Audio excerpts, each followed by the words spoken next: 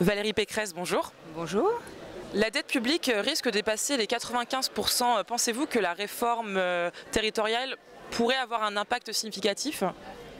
De toutes les façons, on ne réduira pas la dette à très court terme parce que pour réduire la dette, il faut faire passer le déficit de 4% de la richesse nationale à moins de 2%. Donc il nous faudra au moins 1 ou 2 ans d'efforts significatifs pour espérer réduire la dette avant la fin du quinquennat. Mais c'était l'engagement qu'avait pris François Hollande.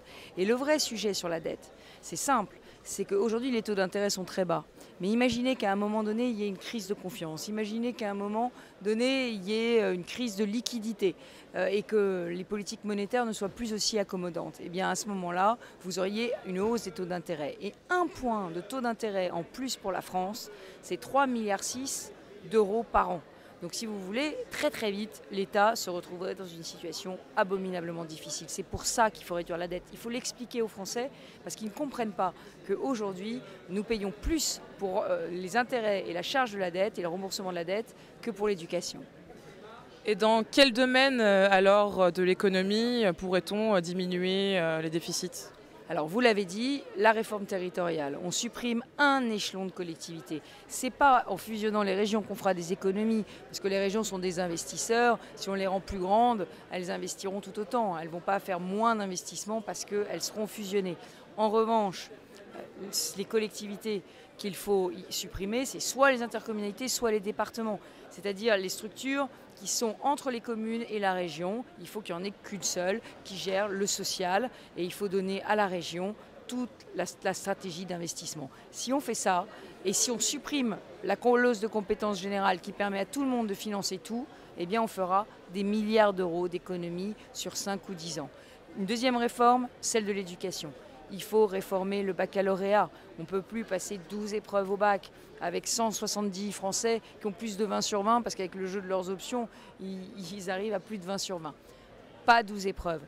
5, 6 épreuves, c'est ce qu'on fait dans les autres pays. On supprime 6 épreuves, du coup on refait tout le lycée et on diminue le nombre de matières enseignées au lycée. Et comme ça on passe d'une logique de bachotage à une logique d'approfondissement, de spécialisation, pas énorme spécialisation, mais un socle commun de français, de mathématiques, de sciences, et puis des matières à option qui permettent aux Français, aux jeunes Français, de choisir les matières dans lesquelles ils sont bons et pas de subir comme on fait aujourd'hui avec les sciences pour les bons élèves.